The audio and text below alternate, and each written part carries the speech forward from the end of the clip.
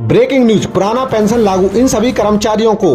देखें खबर, supreme court की तरफ से बड़ा फैसला।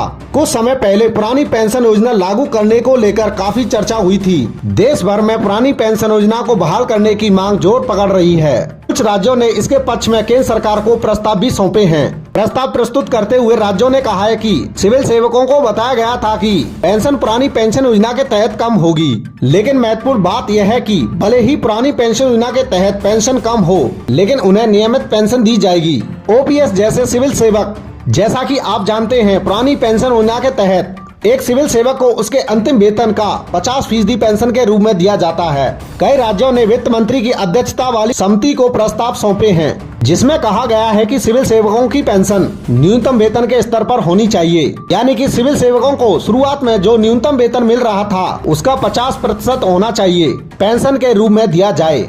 5 राज्य जिन्होंने पुरानी पेंशन योजना शुरू कर दी है। आपको बता दें कि अभी तक केवल 5 राज्यों ने ही अपने राज्य में पुरानी पेंशन योजना शुरू की है। राजस्थान, छत्तीसगढ़, झारखंड, पंजाब और हिमाचल प्रदेश राज्य ऐसे हैं, पहले ही पुरानी पेंशन योजना लागू कर चुके हैं, लेकिन अन्य राज्यों में अभी भी एनपीएस के तहत ही लाभ दिया जाता है। इसके अलावा महाराष्ट्र सरकार ने उन सरकारी कर्मचारियों को पुरानी पेंशन योजना का लाभ देने की सैद्धांतिक मंजूरी दे दी है, जिन्हें अभी भी नई पेंशन योजना के तहत लाभ मिल रहा है। जैसा कि हमने आपको बताया, पुरानी पेंशन योजना के तहत सिविल सेवकों को उनके अंतिम वेतन का 50% मिलता था। इसके साथ ही इस पेंशन योजना में जीपीएफ का भी प्रावधान था, लेकिन 2004 में एनडीए सरकार ने पुरानी पेंशन योजना को खत्म कर दिया और उसकी जगह नई पेंशन योजना शुरू की।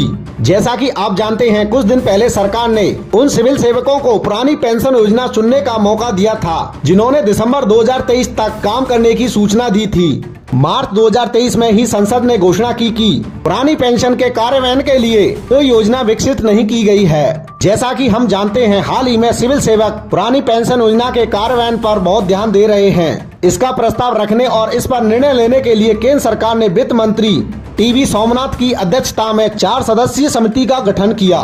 कमेटी तय करेगी कि मौजूदा एनपीएस में कोई बदलाव किया जाए या नहीं।